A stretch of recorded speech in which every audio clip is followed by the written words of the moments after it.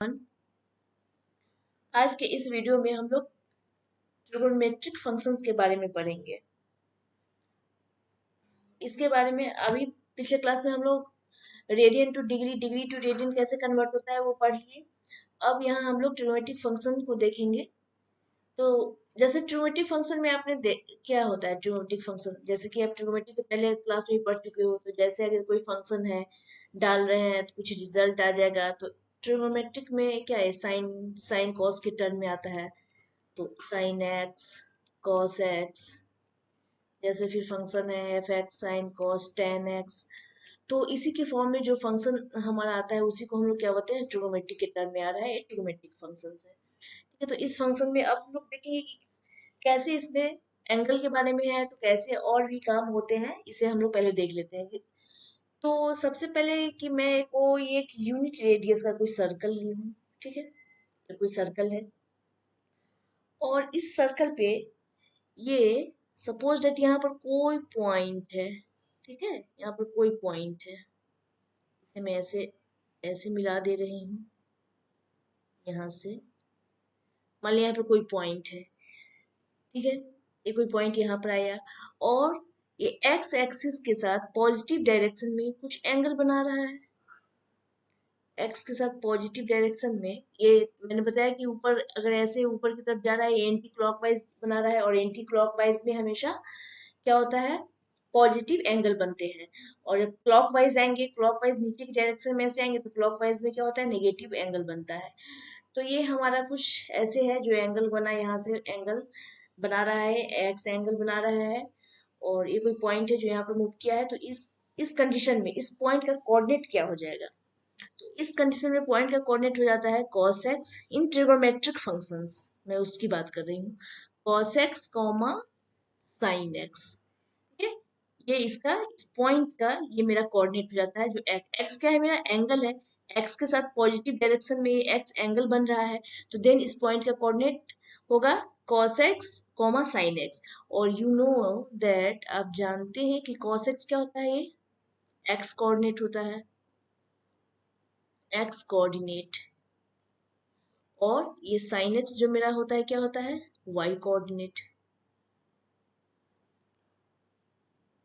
मेरा x coordinate, ये मेरा y कोऑर्डिनेट होता है।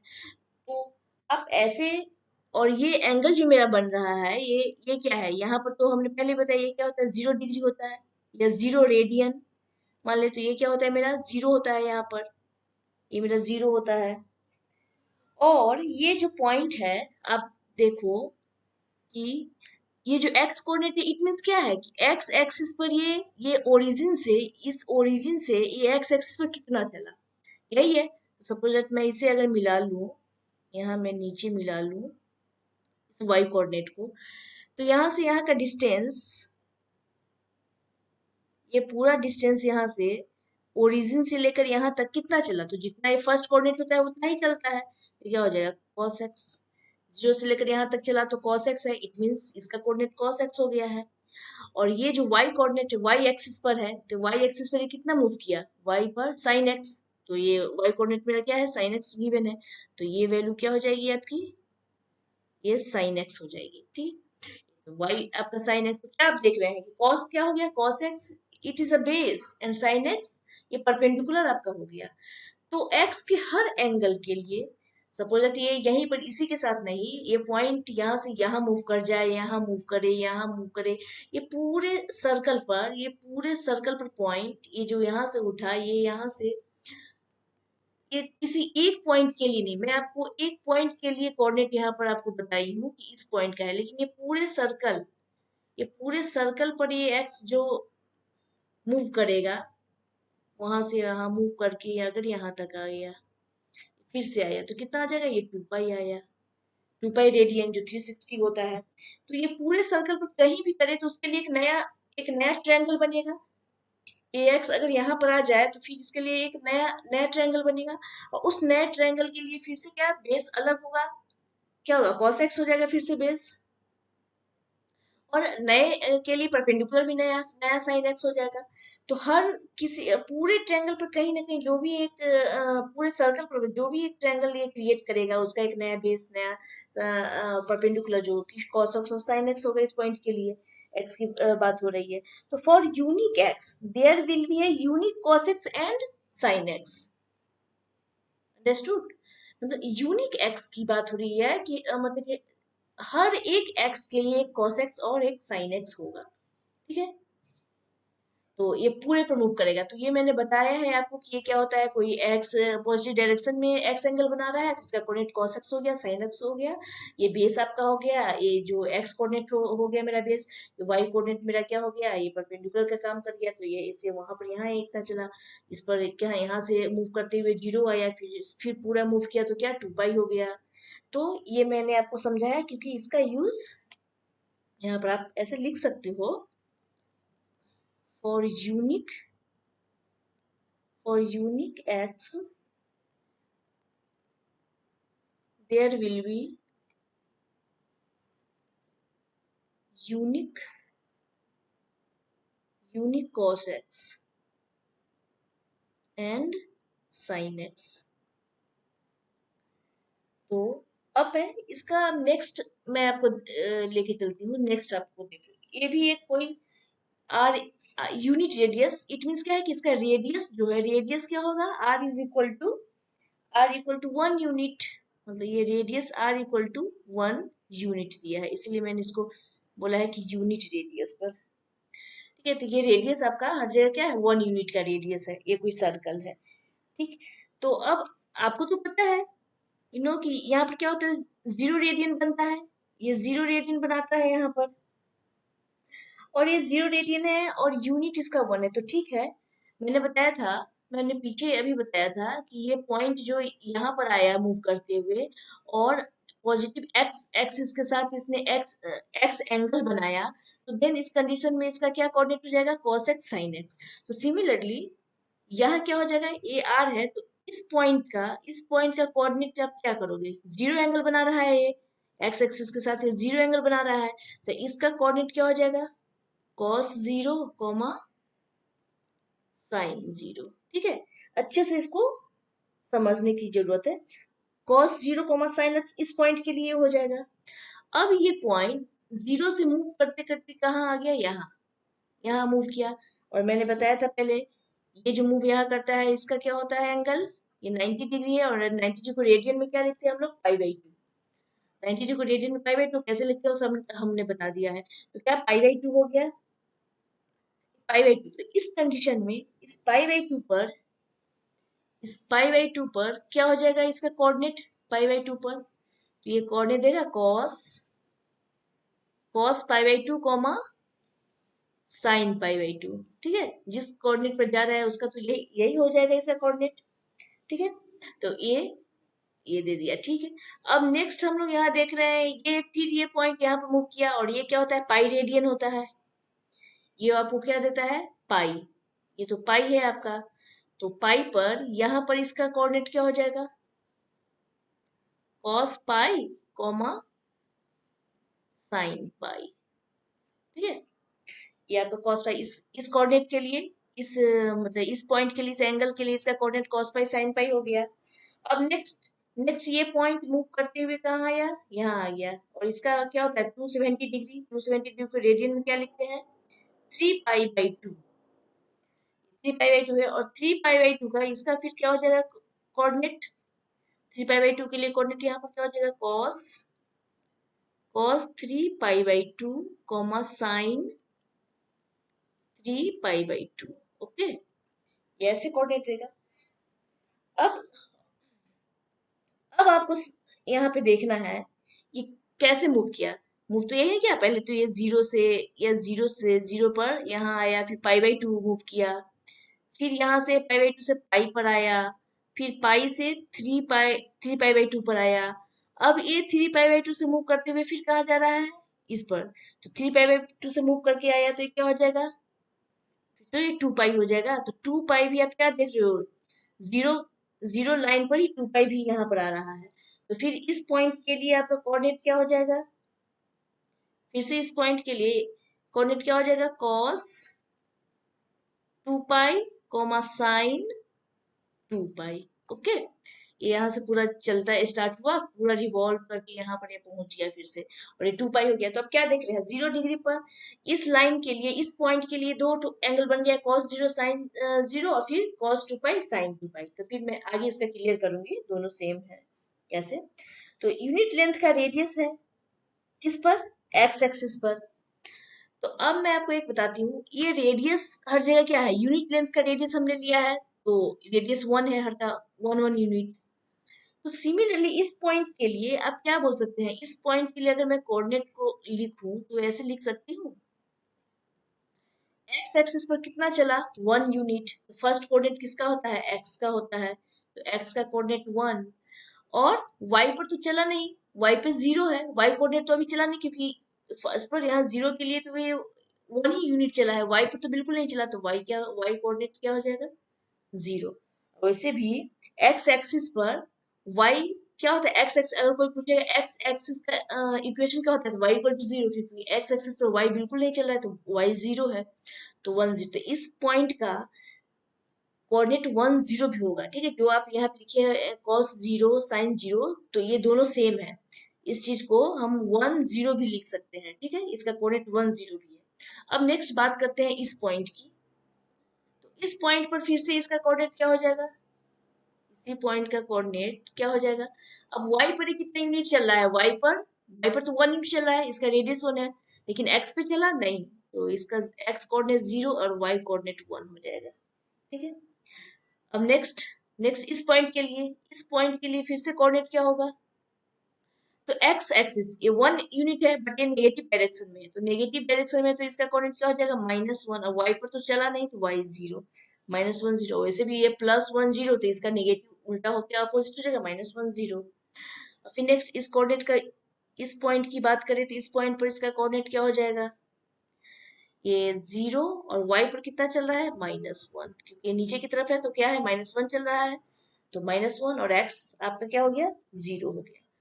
तो ये चीज आपको बहुत ध्यान से देखने की है, कि ये सारे कोऑर्डिनेट आपको देखने को मिल रहा है, ठीक है। तो इस कंडीशन में आप क्या बोल सकते हैं, कि जो cos 0 की वैल्यू क्या दे देगा, 1, sin 0 की वैल्यू क्या दे रहा है, 0, क्योंकि दोनों सेम है, दोनों सेम ही पॉइंट का कोऑर्डिनेट आपने, एक जगह मैंने ये लिख कर दिखाया और दूसरी जगह मैं ये लिख रही हूँ, तो दोनों पॉइंट का कोऑर्डिनेट तो आप सेम देख रहे हैं। मैं यहाँ पर कलर चेंज करती हूँ ताकि आपको कंफ्यूजन ना हो।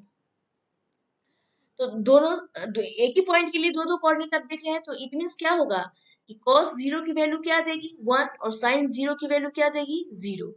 अब यहाँ की बात करें तो cos π/2 की वैल्यू क्या दे रही है, फर्स्ट कोऑर्डिनेट, दोनों फर्स्ट कोऑर्डिनेट सिमिलर होगा, और ये दोनों का सेकंड कोऑर्डिनेट सिमिलर होगा, तो क्या हो जाएगा, cos π/2 की वैल्यू क्या, 0, और sin π/2 की वैल्यू क्या दे रही है, 1 दे रही है, ठीक है।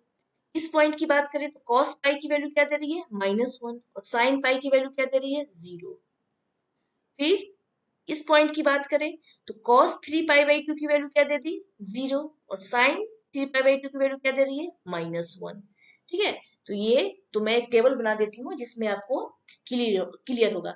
बट ये मैंने जो किया, ये क्या है, एंटी क्लॉकवाइज डायरेक्शन में मैंने चलाया है, ये क्या है, anti clockwise direction. Anti clockwise में क्या दिया है, ये सारे मुझे पॉजिटिव एंगल दे रहे हैं, तो मैं एंटी क्लॉकवाइज में मैं जा रही हूँ उसको लेकर, ठीक है। और तो क्लॉकवाइज भी तो चलेंगे, ऐसे एंटी क्लॉकवाइज चले तो क्या क्लॉकवाइज तो भी चलेंगे, बिल्कुल क्लॉकवाइज भी चलेंगे। तो मैं एक क्लॉकवाइज के लिए भी मैं आपको दिखा देती हूँ। तो ये जैसे कि ये सर्कल है, कुछ टेढ़ा मेरा सर्कल हो जाएगा, तो डोंट वरी। एक्स है, x dash, y and y dash. तो एंटी क्लॉकवाइज के लिए क्या हमें करना है, रेडियस तो मेरा गिवन है, रेडियस आर इक्वल टू क्या हो जाएगा, 1 यूनिट। मैं बाहर ही लिख देती हूँ, अंदर स्पेस रकम में, ये 1 यूनिट हो जाएगा। और आपने देखा ही है कि क्या, इसके लिए मैं अगर बोलूँ कि यहाँ से चलेगा एंटी क्लॉकवाइज डायरेक्शन में, ऐसे चल रहा है, एंटी क्लॉकवाइज चल रहा है, और इस पर भी ये एक्स है, तो ये यहाँ पे 0 है, ये तो जीरो, ये प्लस माइनस तो जीरो जीरो ही होता है। ये जीरो से, और ये नीचे क्या हो जाएगा, ऊपर चलता था तो ये जीरो ऊपर पाई बाई टू, अब नीचे चल रहा है तो जीरो ये पाई बाई टू, बट ये नेगेटिव डायरेक्शन में है तो ये क्या हो जाएगा, माइनस पाई बाई टू। और ये आपका क्या हो जाएगा, माइनस पाई, नेगेटिव डायरेक्शन से चल रहा है मतलब एक क्लॉकवाइज चल रहा है तो ये माइनस पाई हो गया। और ऊपर अभी क्या हो गया, ये पहले पाई बाई टू था लेकिन अब क्लॉकवाइज चलने की वजह से ये क्या हो जाएगा, minus three pi by two. जो पहले नीचे होता था वो ऊपर वो चला गया प्लग कर, और फिर ये मूव करके जो आ रहा है यहाँ पर फिर से आएगा तो ये क्या हो जाएगा, माइनस टू पाई। रिवॉल्व करके यहाँ पर फिर आएगा तो ये पॉइंट फिर से क्या हो जाएगा, ये माइनस टू पाई हो जाएगा। तो ठीक है, कोऑर्डिनेट तो सबका सेम ही था, इस पॉइंट पर सारे के कोऑर्डिनेट तो सेम ही है, तो इस पॉइंट पर कोऑर्डिनेट तो वही होगा 10, इसका कोऑर्डिनेट भी 10। ये नीचे इस पॉइंट पर जो देगा ये क्या दे देगा, 0 -1, सेम रहेगा, जो जो पीछे में था वही है, सेम कोऑर्डिनेट तो सेम ही है इसका।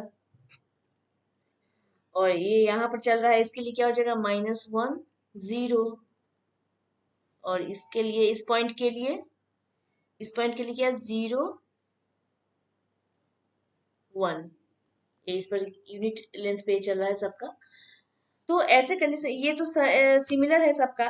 तो इसमें आप क्या देखे, इसमें आप क्या देख रहे हैं, ये यहाँ पर जो बना रहा है ये 0 पर बनाएगा, तो 0 पर क्या हो जाएगा इसका कोऑर्डिनेट, cos 0 sin 0। फिर -π/2 पर ये क्या बना देगा, मैं यहाँ लिख देती हूँ, एक मिनट। ये -π/2 के लिए क्या हो जाएगा, cos -π/2 sin -π/2। ओके, ये कोऑर्डिनेट हो जाएगा इसके लिए। और इस पॉइंट के लिए कोऑर्डिनेट क्या हो जाएगा, मैं ऊपर लिख देती हूँ, ये हो जाएगा cos -π, sin -π।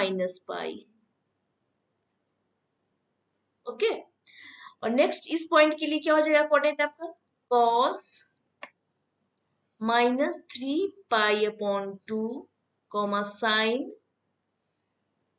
-3π/2। ठीक है, हर पॉइंट के लिए कोऑर्डिनेट हमने लिख दिया। तो अब आप यहाँ पे नोटिस करेंगे, मैं एक टेबल बनाती हूँ, मैं एक टेबल बनाती हूँ यहाँ पर, जहां पर ये वैल्यू x की देगी, फिर cos x, और फिर नेक्स्ट sin x की वैल्यू देगी।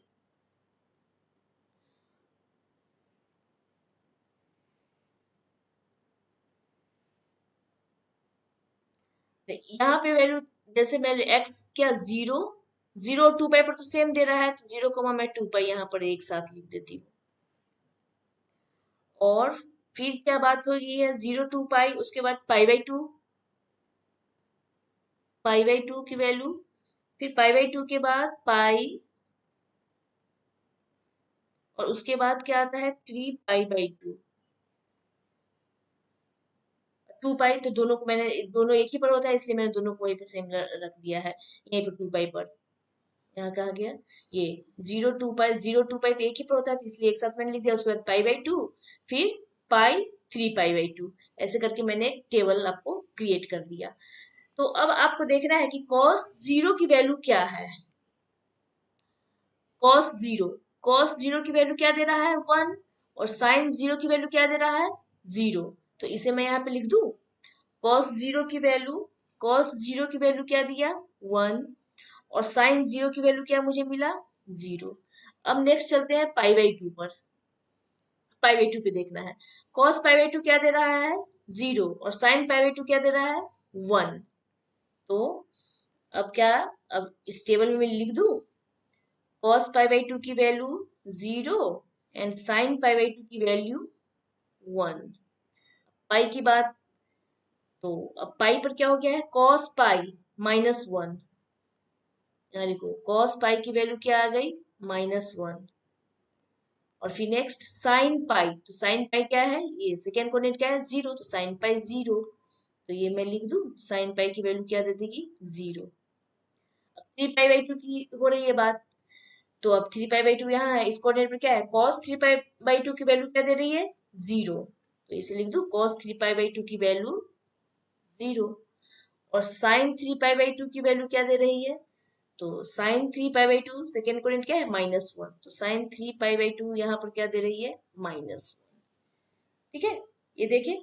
अब मैं नेक्स्ट नेगेटिव की बात कर लेती हूँ। यहाँ जो मैंने बताया था नेगेटिव कोऑर्डिनेट का, तो अब यहाँ नेगेटिव कोऑर्डिनेट जो हो रहा है, यहाँ पर आप क्या देख रहे हैं? अब एक ये छूट गया है, मैं इसे बता देती हूँ। इस कोऑर्डिनेट पर आप इसे क्या लिख सकते हैं? इसका कोऑर्डिनेट क्या हो जाएगा? cos -2π,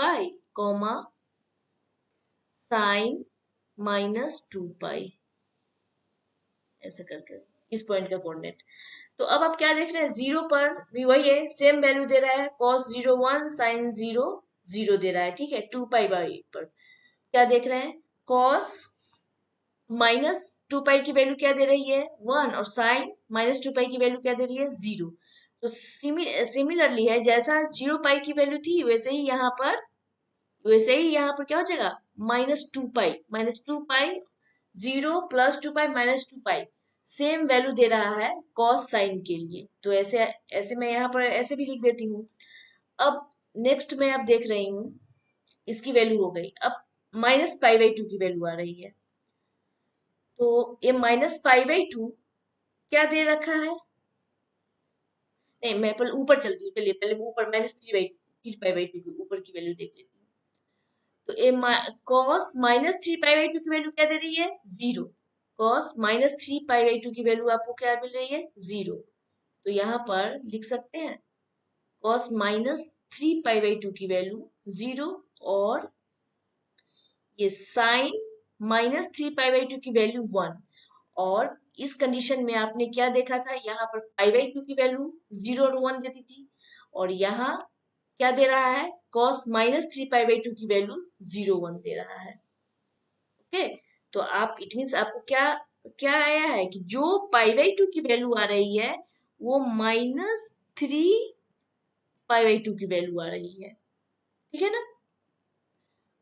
अब नेक्स्ट कंडीशन में ये -π की वैल्यू, तो cos -π -1, साइन -π 0। और इस फिगर में आप देखिए क्या है? cos π -1, sine π 0। ये सिमिलरली ये सेम चीज यहाँ पर दे रहा है। जब एंगल एंटी क्लॉकवाइज जा रहा है, तो पाई पर जो वैल्यू दे रहा है वही माइनस पाई पर भी क्या आपको दे रहा है? -1 0। और cos -π पर भी वैल्यू क्या दे रहा है? -1 0। तो इट मीन्स आप क्या देखेंगे कि पाई और -π पर सेम वैल्यू आ रहा है। ठीक है, जो पाई की वैल्यू कॉस में साइन की होगी वही -π पर cos साइन की वैल्यू होगी। cos -π डालेंगे तो -1 देगा, cos π डालेंगे फिर भी -1 देगा। साइन π की वैल्यू 0 होगी, साइन -π की वैल्यू भी 0 होगी। बस चेंज क्या हुआ है यहाँ? cos π/2 की वैल्यू 0 है, फिर cos -3π/2 की वैल्यू 0 है। तो अब इस फिगर में आप देखिए पाई का काम कंप्लीट है -π/2। तो जो काम -π/2 पर क्या है? cos -π/2 की वैल्यू 0 और sin -π/2 की वैल्यू 1 दे रहा है। यहाँ -π/2 पर वैल्यू क्या दे रहा है? 0 -1। और यहाँ 0 -1 3π/2 पर दे रहा था। cos 3π/2 और sin π/2 की वैल्यू क्या थी? 0 -1। तो तो आप यहाँ पर क्या लिख सकते हैं? ये जो वैल्यू 3π/2 की थी वो -π/2 की वैल्यू थी। अब दो फिगर है इसीलिए आपको थोड़ा सा कंफ्यूजन हो रहा होगा, बट यहाँ पे कंफ्यूजन नहीं करना है मन में। ये वैल्यू पहले क्या थी? cos π/2, sin π/2। पहले जब जब मैं एंटी क्लॉक की बात कर रही थी तब ये क्या था? -3π ना होकर ये क्या था? π/2। ये पॉइंट क्या था? इसलिए मैं लिख दे रही हूँ कि कंफ्यूज मत होइए। ये क्या था? π/2। ये जब -3π/2 ना होकर ये π/2 था। ये एंगल रोटेट कर रहा था एंटी क्लॉकवाइज, और यहाँ पे मैंने बताया है क्लॉकवाइज के डायरेक्शन में। तो ये क्या था? ये पहले पाई था। ये -π पहले पाई था। तो यहाँ पर ये कोऑर्डिनेट क्या हो गया था? cos π, sin π था। ठीक है, मैं अभी लिख दे रही हूँ। और ये -π/2 क्या था? 3π/2 एंटी क्लॉकवाइज के डायरेक्शन में। यहाँ पर 3π/2 है, वही चीज मैंने यहाँ लिख दिया। ये क्या है? 3π/2। तो इसका कोऑर्डिनेट क्या हो गया था? cos 3π/2, sin 3π/2। अच्छे से ध्यान से समझिए। 3 पाई बाई 2। तो अब आप क्या देख रहे हैं, -पाई बाई 2 पे वैल्यू क्या दे रहा है, 0। फिर साइन -पाई बाई 2 पर value -1। Similarly cos 3 pi by 2 पर वैल्यू क्या दे रहा है, 0। और साइन 3 पाई बाई 2 पर वैल्यू क्या दे रहा है, -1। तो अब क्या देख रहे हैं, जो वैल्यू कॉस का -पाई बाई 2 पर दे रहा है वही वैल्यू कॉस का 3 पाई बाई 2 पर दे रहा है। दोनों का सिमिलर, जो वैल्यू साइन -पाई बाई 2 पर दे रहा है वही वैल्यू साइन 3 पाई बाई 2 पर दे रहा है, 0 1। फिर यहाँ पर भी वही कंडीशन आ जाएगा। ये तो पाई की कंडीशन में जब +2 पाई था, जब ये माइनस ना होकर +2 पाई था, तो इसका कोऑर्डिनेट क्या था, cos 2 पाई कोमा sin 2 पाई। तो इस कंडीशन में क्या है, cos 2 पाई की वैल्यू क्या दे रही थी, यहाँ पर ये कोऑर्डिनेट क्या था, 1 0। ये वहीं पर 1 0 लिखा हुआ है, इस पॉइंट का एक कोऑर्डिनेट 1 0 भी तो था। तो क्या हो जाएगा कि cos 2 पाई और -2 पाई पर सेम वैल्यू cos का 1 दे रहा है, और sin 2 पाई और sin -2 पाई पर सेम वैल्यू दे रहा है, 0। ठीक है। फिर यहाँ पर -3 पाई बाई 2 पर cos की वैल्यू क्या दे रही है, 0। और cos पाई बाई 2 की वैल्यू क्या दे रही है, 0। तो दोनों पर सेम सेम वैल्यू यहाँ पर दे रहा है, साइन का भी सेम वैल्यू दे रहा है, फिर पाई पर भी दोनों का सेम वैल्यू दे रहा है। तो इसीलिए ये टेबल आपका काम आ गया। ये टेबल पर मैंने वही लिख दिया है अभी आपको कि कॉस जो 0 पर कॉस की वैल्यू जो है वही 2 पाई पर भी उसकी वैल्यू है, फिर वही -2 पाई पर भी वही वैल्यू है, साइन का भी वही है। फिर कॉस की पाई बाई 2 और -3 पाई बाई 2 पर सेम वैल्यू है, साइन का pi by 2 -3 pi by 2 same है। कॉस पाई माइनस पाई पर सेम वैल्यू है, साइन पाई माइनस पाई पर सेम वैल्यू दे रहा है, 0। फिर वही है यहाँ पर। तो आपने आपने तो डिग्री में तो पढ़ ही लिया था, 0 डिग्री पर साइन 0 cos 0 का क्या वैल्यू होता है, 0 डिग्री पर 30 डिग्री, 45 डिग्री, फिर 60 डिग्री, फिर क्या था, 90 डिग्री। इन सब पे तो आपने देखा था। ये इसको अगर रेडियन में अगर आप कन्वर्ट करोगे तो 0 का 0 30 क्या हो जाता है, पाई/6। पाई क्या होता है, 180। Pi radian equal to 180 degree. तो 180 को अगर 6 से डिवाइड करेंगे तो क्या 30 डिग्री ही तो देगा। फिर ये क्या हो जाएगा, पाई/4। ये रेडियन में है, पाई/4, पाई/3, फिर ये 90 डिग्री, पाई/2। तो आप क्या देखिए, सब पर वैल्यू आपका, ये जो वैल्यू दे रहा है ये डिग्री में फाइंड कीजिए या रेडियन में फाइंड कीजिए, वैल्यू आपका सेम आता है। तो 90 तक हमने वहां पढ़ रखा था। तो अब नेक्स्ट हम लोग आगे में देखें कि फिर क्या 2 पाई पर क्या वैल्यू दे रहा है। 2 पाई मतलब 360 डिग्री ये हो गया 2 पाई, ये पाई/2 तो फिर 90 ही है आपका, 90 डिग्री। पाई पाई रेडियन है, ये क्या हो जाएगा, 180 डिग्री पर इसकी वैल्यू क्या दे रही है, फिर 270 पर। तो यहाँ तक तो हमने पढ़ के रखा था, तो इससे आगे अब इसकी वैल्यू हमने फाइंड कर लिया। और कभी कंफ्यूज मत होइएगा, क्योंकि जब भी अगर आपको कंफ्यूजन है, कह रहे कैसे फाइंड होता है, टेबल उतना याद नहीं हो रहा है, तो कुछ नहीं, टेबल याद करने की जरूरत नहीं है। यहाँ इतना सारा टेबल हम याद करके देखें कि कैसे क्या फाइंड हो रहे हैं। अगर नहीं समझ में आएगा तो रफ में इतना करने की भी जरूरत नहीं है। रफ रफ में एक सर्कल ड्रॉ कर लेना है, और फिर देख लेना है कि अरे ये तो कोऑर्डिनेट बढ़ रहा है, आगे की तरफ बढ़ रहा है, यहाँ पे 0 से आगे जा रहा है, ये 0 डिग्री दे रहा है, तो 0 पर कोऑर्डिनेट क्या हो जाएगा, cos 0, sin 0। ऐसे याद करने का तरीका जैसे है मैं बता देती हूँ। sin 0 हो जाएगा, और एक क्या यूनिट रेडियस है, आर मेरा क्या है, r = 1 यूनिट है, यूनिट रेडियस की बात हो रही है। तो इस पॉइंट पर ऐसे 0 दे देगा, इट मीन्स क्या होगा, इसका एक अनदर दूसरा भी कोऑर्डिनेट क्या हो जाएगा कि एक्स एक्सिस पर कितना चला, 1 चला। तो 1 कोऑर्डिनेट, और ये तो y की है, तो y पर तो बिल्कुल भी नहीं चला, तो y का कोऑर्डिनेट 0। इसीलिए cos 0 की वैल्यू 1, sin 0 की वैल्यू 0। फिर इस पॉइंट की बात अगर हो जाएगी तो पाई/2, और पाई/2 पर क्या कोऑर्डिनेट हो जाएगा, cos π/2, sin π/2। और यूनिट रेडियस की बात करें तो दूसरा फिर क्या दे देगा कि अभी y एक्सिस की बात हो रही है, तो रेडियस क्या है, 1 है। तो जब रेडियस 1 है तो कितना, एक्स पे तो कुछ भी नहीं चला, बिल्कुल नहीं, और वाई पर ये कितना मूव कर रहा है, 1 यूनिट। तो ये क्या हो जाएगा, 0 1। तो अब क्या समझे, cos π/2 की वैल्यू क्या दे देगी, 0, और sin π/2 की वैल्यू क्या हो रही है, 1। कहाँ से आया ये मैं बता रही हूँ।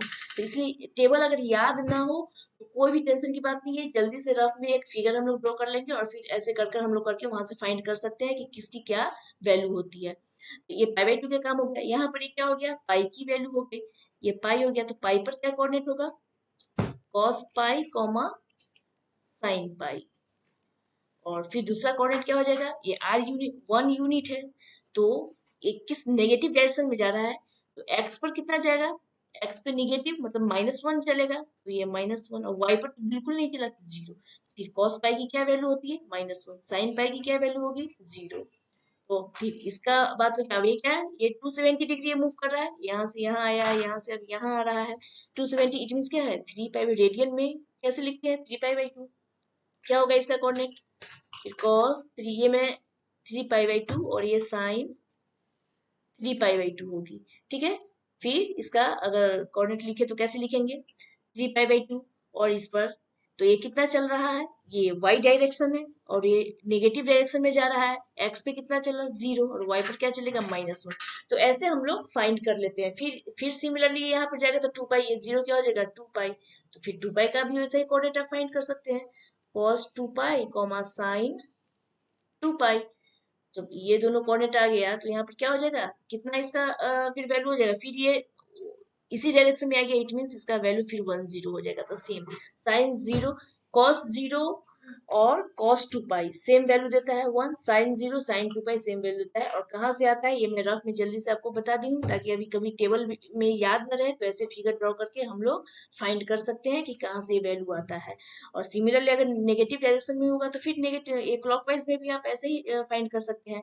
ये क्लॉकवाइज में आकर 3 पाई बाई 2 -पाई बाई 2 हो जाएगा, ये -पाई हो जाएगा, और ये +पाई बाई 2 जो है ये क्या हो जाएगा, ये 3 पाई बाई 2 की वैल्यू देगी, -3 पाई बाई 2 देगी।